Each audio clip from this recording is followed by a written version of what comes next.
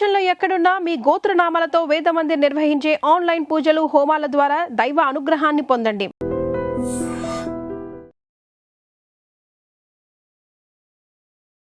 నమస్కారం, welcome to I dream.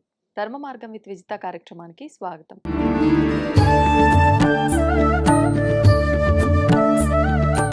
ప్రస్తుతం మనతో పాటు ఉన్నారు ప్రముఖ ఆధ్యాత్మికవేత్త, జ్యోతిష పండితులు మాడుగుల శివప్రసాద్ గురూజీ. ఇప్పుడు గురుగారితో మాట్లాడి మరిన్ని విషయాలు తెలుసుకుందాం. నమస్కారం గురుగారు. ఆశీర్వచనం తల్లి. గురుగారు, సాధారణంగా భగవంతుణ్ణి ప్రతి ఒక్కరూ కూడా కోరికలు అయితే కోరుకుంటూ ఉంటాం. నిజంగా భగవంతుణ్ణి అడగాల్సింది సంపద, ఆయుష్య, లేకపోతే కర్మలు తొలగించమనా? అసలు అడగాల్సింది ఏంటి భగవంతుణ్ణి మనం అందరం కూడా? శ్రీ మహాగణాధిపతయ నమః. ఐం మహాసరస్వత్యే నమః. శ్రీ లలితాంబికాదేవియే నమః. అమ్మ, కోరికలు భగవంతుణ్ణి ఏదో ఒక కోరిక కోసం మనం భగవంతుణ్ణి కోరుకోవడం అనేది జరుగుతూ ఉంటుంది. కానీ మనం ఒక్కటి మర్చిపోతున్నాం తల్లి, అందరము కూడా. ఏంటి గురుగారు? అందుకే ఉదయాన్నే భగవద్గీత వినాలి అనేటువంటిది ఒకటి సాంప్రదాయము. గతంలో దేవాలయాల్లో ఉదయాన్నే భగవద్గీత పెట్టేవాళ్ళు, ప్రతినిత్యము కూడా. ఉదయము సాయంకాలము అయ్యేటప్పటికి భగవద్గీత, భగవంతుడు గీతలో ఏమేమి చెప్పాలనో మానవుడు పాటించాల్సినటువంటి నియమాలు ఏమేమిటివి అనేటువంటివి అన్నీ చెప్పేసినాడు. అందుకనే దాంట్లో ఒక్కటి మనం చెప్తాం. ఏమిటి? కర్మణ్యేవాధికారస్తే అని చెప్తున్నాం. అంటే కర్మలు అనేటువంటివి ఏమిటంటే దేవతారాధన ఎందుకు చేయాలి మనం? ముఖ్యంగా దేవుణ్ణి కోరికలు ఏం కోరుతాం అనేటువంటిది తర్వాత. దేవతారాధన ఎందుకు చేయాలి ఉదయాన్నే అని అంటే, మనిషి రోజు గడిచేటప్పటికి ఉదయం నుంచి రాత్రి పడుకునేంత వరకు 1000 గండాలను దాటుతాడు. 1000 ప్రతి మనిషి కూడా 1000 గండాలను దాటుతాడు అని ఉన్నది. ఆ 1000 గండాలను దాటి రాత్రి పడుకుని మళ్ళీ ఉదయం లేవటం అనేటువంటిది మన చేతుల్లో లేదు. నేను పొద్దున్నే 4కే లేస్తాను మనం అలారం పెట్టుకుని నేను లేస్తానండి అంటాం.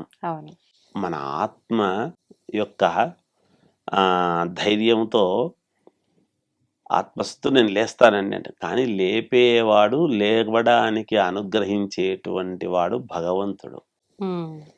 నిద్రలోనే ఏమైనా జరగవచ్చు, మన చేతుల్లో ఉండదు. లేచిన తర్వాత కూడా ఏ క్షణానైనా ఏమైనా జరగవచ్చు. మనం వచ్చే సంవత్సరం నేను ఇక్కడికి వెళ్తానండి, ఇంకో చోటుకి వెళ్తానండి అనుకుంటాం. అయితే మనం ఒక దృఢ సంకల్పంతో ఇంతవరకు అనేటువంటిది చెప్పాడు మనకు. 120 సంవత్సరాలు అని ఒకటి. దాన్ని పట్టుకుని మనం ముందుకు పోతూ ఉన్నాము. కాబట్టి రోజు ఉదయం లేవటం అనేటువంటిది భగవంతుడి అనుగ్రహంతో ఉండేటువంటిది. కాబట్టి లేచిన తర్వాత దైవ అనుగ్రహం, భగవంతుడికి పూజ చేయడం. మనకు మానవుడికి కోరికలు అనేటువంటివి ఎక్కువైన దానివల్ల నాకు కారు కావాలి, నాకు ఇల్లు కావాలి, నాకు ఒక 10 ఎకరాల పొలం కావాలి, లేదంటే 10 ఇళ్ళు కావాలి, లేదంటే నాకు విల్లా కావాలి అనేటువంటి కోరికలు ఎక్కువైపోయినాయి. మరి కోరకపోతే ఎక్కడి నుంచి వస్తాయి అని అనుకోవచ్చు. వాస్తవానికి ఎవ్వరికీ తెలియని రహస్యం ఏమి అంటే అమ్మ, ఏ కోరిక వద్దు. ఎప్పుడు కూడా ఏమీ కోరుకోకుండా,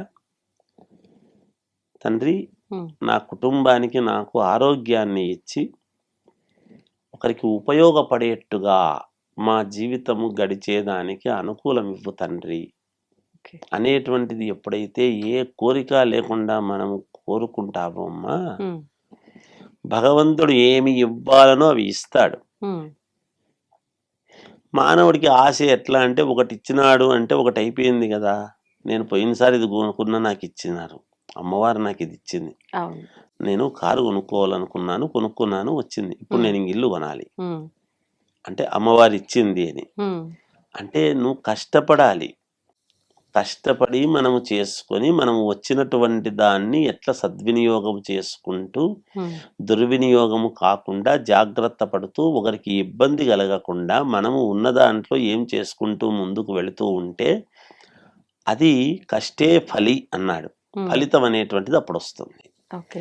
అందుకని కోరికలు అనేటువంటివి కోరకుండా నన్నడిగితే త్రికరణ శుద్ధిగా మనము చెయ్యవలసినటువంటిది ఏదో భగవంతుడికి చేసి, తండ్రి నన్ను నా కుటుంబాన్ని చల్లగా చూడు, ఆరోగ్యాన్ని ప్రసాదించు తండ్రి అని నమస్కారం చేసుకుని యథావిధిగా ఇంకొకరికి ఏదైనా మా వంతు ఉపయోగపడేట్టుగా, నా జీవితంలో నేను ఏది చేసినా ఈ చేత్తో మంచి చేసేట్టుగా, ఓకే.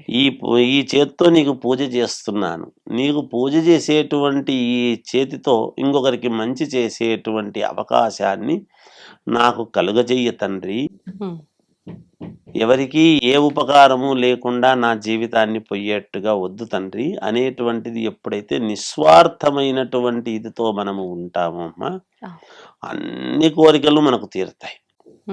మనము కోరికంటూ పెట్టుకున్నాము అంటే ఆ కోరిక నెరవేరలేదే, అది నెరవేరలేదే, అది నెరవేరలేదే అనేటువంటి ఆందోళనే దాని మీద మనము ఏమేం చేయాలనో అన్ని చేసి అది తెచ్చుకోవడానికి అనేక రకాల ఆలోచనలు చేస్తూ ప్రయత్నాలు చేస్తూ ముందుకు వెళతాం. దాంట్లో కొంతమందికి ఇబ్బంది కలగొచ్చు, ఒక మాట అనొచ్చు పరుషంగా, లేదు నొప్పించవచ్చును, అనేక రకాలుగా ఉంటాయి. మానవులము ఎంతసేపు వాటి మీద ప్రయోగాలు చేసుకుంటూ ముందుకు వెళుతున్నాం. అట్లా చేసుకుని అప్పులు చేసుకున్నవే మళ్ళీ మనము అప్పులైనాయని బాధపడుతున్నాం. అప్పు మనమే చేసుకుంటాం. అంతే. మీరు బాగా గమనించండి, అప్పు మనమే చేస్తాం. ఒక పని గురించి అప్పు పెట్టుకుంటాం. నాకు అప్పు అయింది గురువుగారు, అప్పులు తీరడం లేదు గురువుగారు అంటే చేసుకున్నది ఎవరు? మనమేగా. మరి చేసుకోకపోతే కుదరదు కదా అని అనుకుంటున్నాం. అందుకనే మనకు ఏది ఫలితమో అది రావాలంటే అది వస్తుంది. అది చేసుకుని జాగ్రత్తగా అడుగులు ముందుకు వేస్తూ వెళ్ళటం అనేటువంటిది ఒక విధానం. ఇక మీరు అన్నట్టుగా కోరికలు మరి నెరవేరాలి, చేసుకోవాలి అని అనుకుంటూ ఉన్నప్పుడు సరే సహజ ధోరణితో కొంచెము మనకు ఏ కోరిక అయితే ఉందో దాని అందే దృష్టి, మళ్ళీ 10 రకాలు ఉండొద్దు. తండ్రి నాకు ఇదే కావాలి, నాకు ఇది కావాలి అని ఒక ముందు దృఢ సంకల్పం అంటాం. ప్రతి వాళ్ళు ఏం చేస్తారంటే ఊరికే వెళతారు, ఊరికే దండం పెట్టుకుంటారు, మేము దీపారాధన చేసినాం అయిపోయింది కదా అనుకుంటారు. కాదు, సంకల్పము అనేటువంటిది చాలా అవసరం దేవుడి దగ్గర. ప్రతిరోజు కూడా ఒకసారి చెయ్యి గడుక్కొని మనం పూజ చేస్తున్నప్పుడే చేసుకోవాలి కదా గురువు గారు, ఇది వచ్చి పంతుళ్ళు వాళ్ళు చేయిస్తారు కదా, మేము కూడా అంటే రోజు చెయ్యాల్సిందే. రోజు చేతిలోకి నీళ్లు వేసుకుని ముందు శుద్ధి చేసుకుని 3 సార్లు తీర్థంలాగా తీసుకుని తర్వాత మళ్ళీ శుద్ధి చేసి చెయ్యి. అప్పుడు నీవు అనుకున్నటువంటిది ఏం కోరుకుంటావో అది కోరుకుంటే తప్పకుండా భగవంతుడు నెరవేరుస్తాడు. ఇలా చేయకుండా చెప్తే ఉపయోగం ఏమిటి? హస్తం ప్రక్షాళియ, మనం అంతా చేసి నేను చేయి కడుక్కున్నాను కదా, నేను స్నానం చేసి వచ్చినాను కదా, స్నానం చేసి వచ్చినాక మళ్ళీ చేతులు కడుక్కోవడం ఎందుకు అంటే అలా కాదు. ఏది ముట్టుకున్నా ఇంకొకటి ముట్టుకున్నా ఏది చేసినా వాటిల్లో కూడా ఎంతో కొంత ఒక ఇది ఉంటుంది. అందుకనే వాటి ఎందుకు కూడా మనం పూలు ఏదైనా పెడుతున్నప్పుడు దేవుడికి ఎవరైనా తెచ్చిస్తే ఆ పూలు అట్లాగే పెట్టం. కొంచెం నీళ్లు తీసుకొని నీళ్లతో ప్రోక్షణ చేసి చెందిన తర్వాత మనం తీసుకొని పెట్టడం అనేది జరుగుతుంది భగవంతుడికి. అలా చెయ్యాలి ఎప్పుడు కూడా. అప్పుడు మనకు పవిత్రత అనేది ఏర్పడుతుంది. మన మనస్సులో సంకల్పము అనేటువంటిది చాలా అవసరం. ఇప్పుడు మనం అడిగే కోరిక ఏ విధంగా, అడిగే విధానం ఏ విధంగా ఉన్నప్పటికీ అంటే అది మనకు తగినదా కాదా చూసుకొని మాత్రమే ఆ కోరిక నెరవేరుతుంది, అంటే భగవంతుడు అనుగ్రహిస్తాడు అంటారు కదా గురుగారు. ఇది ఎంతవరకు నమ్మొచ్చు? అంటే వాస్తవమే కదమ్మా.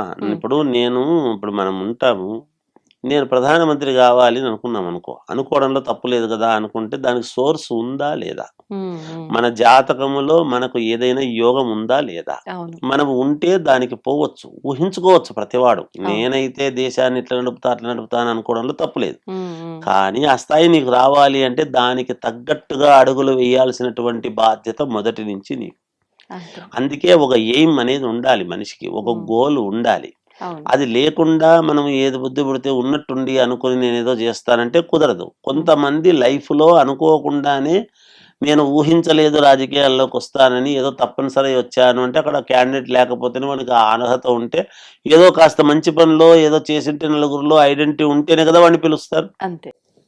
మారుమూల ఎక్కడో రోజు ఇంట్లో జ్వరంతో పండుకున్న వాడిని పిలుచుకొని వచ్చి నువ్వు నిలబడిన ఆయన నిలబెట్టరు కదా. నిలబెట్టారు. అలా ఉండేటువంటి వాడిని కదా నిలబెడతారు. అవును. కానీ ఆ ఏదో ఒక పని అనేటువంటిది చేస్తూ ఉండాలి. ఓకే. చేసుకుంటూ ఉన్నప్పుడు వాడి యోగం ఏమిటి అనేది తెలుస్తుంది. అందుకనే మనం కోరికలు కోరుకోవడంలో తప్పు లేదు. అయితే నాకు ఫలించేటువంటి కోరిక ఏమిటి, నేనేమిటి, నేను ఎటువంటిది కోరుకుంటే నాకు ఇదవుతుంది, ఓకే. నాకున్న శక్తిని బట్టి, నా స్థాయిని బట్టి. అంటే మరి పెద్దది కోరుకోకూడదు అంటే కోరుకోవచ్చు. అది తీసుకున్న తర్వాత పెద్ద స్థాయికి కావాల్సినటువంటిది మన నడవడిక, మనం మన జీవితాన్ని పెంచుకునేటువంటి మార్గము, మన చుట్టూ ఉండేటువంటి పరిస్థితులు, అవి చేసుకుని కదా మనం ముందుకు వెళ్ళాలి. అంతే. తప్పకుండా ఆ స్థాయి తెచ్చుకునేంత వరకు పోరాడాల్సిందే, తీసుకోవచ్చు, తప్పులేదు. అలాంటి కోరికలు కోరుకోవచ్చు తల్లి, ఎలాంటి ఇబ్బంది లేదు. ఓకే. ధన్యవాదాలు గురుగారు. జయోస్తు. And for more videos, Please subscribe to iDream. Please subscribe to iDream. Please subscribe iDreams. And please subscribe to iDream. For more videos, subscribe to iDream. please like, share and subscribe to the channel. Congratulations, iDream. subscribe to iDream. Subscribe to iDream. So subscribe to iDream Media. iDream ki iDream team andarki huge congratulations. Please subscribe iDream Media. Please subscribe to iDream. Subscribe iDream. Please subscribe to iDream.